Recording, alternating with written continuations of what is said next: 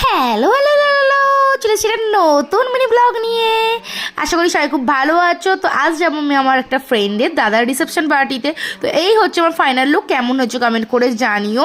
আর এইদিকে আমি চলে এসেছি, আমার ফ্রেন্ড আমার জন্য অনেকক্ষণ ধরে ওয়েট করছে। তো ডেকোরেশনটা মোটামুটি বেশ ভালোই হয়েছে। আর সেই দিন একটু টিপটিপ করে বৃষ্টিও পড়ছিল। তো যাই হোক, গিয়ে দেখি এখন বৌদিমণি খুব বিজি ফটো তুলতে।